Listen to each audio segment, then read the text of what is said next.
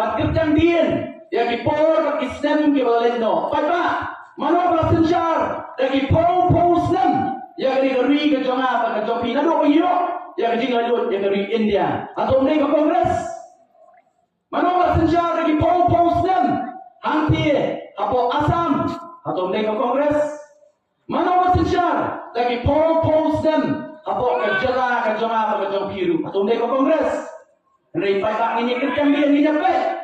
Kay ba kongres kali. Kami dei baru pun usam jom kerjala ke jom apa. Kila pendek. Men bagi dah nak Delhi, men bagi dah nak Assam, men bagi dah nak kerjala ke ni. Kisam kia penyadai. Kam tam le dengan sosai ni si ke banta. Leng bakalat pai pak ko PPI. Pangalong syakri jom pi. Ayo kalat pangalong syakri jom kerjaan dia.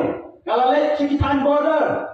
Syakir pada jala Assam na so snei abang lek ngai dalam jom khmat na so dalam jom skor ya ke ka jinga kendu ka chongki na so snei pa ba na marpalai ino ki pardo ki parsa mi jongi ke masong situ betan kemtep ki don ken ngayin ki don ken kapri ki don ken galingkha andai pa ba kemtep hagado makasi bagita wat ngayin ka chongki insya Allah nakikti ijoki pai ba saklan isolan nam tadi pat mano balong kadau nam tadi baro balik ke pentai kali ke kongres pai ba men ba Delhi Assam ba ko media kam sim na sim kya kam sim la penbet ya ta ba ha jo apa ya keren ya ILP pai ba ya keren ya ILP la dawala semba namar ini dongkam ya ILP ila perlu program program kami ya jadi arti isu ke mana berkeren bag ILP ni kowe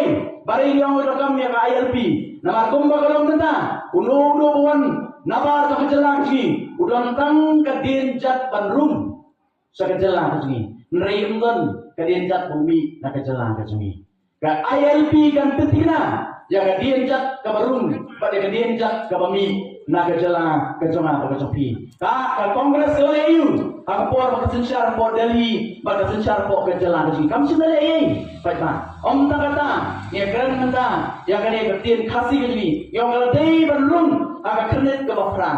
Ande ke juk ke dikling ha berkeli ke kongres.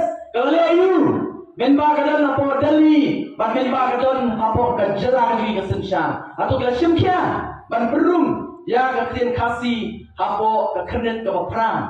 Jong keri di sensyar, jong keri India.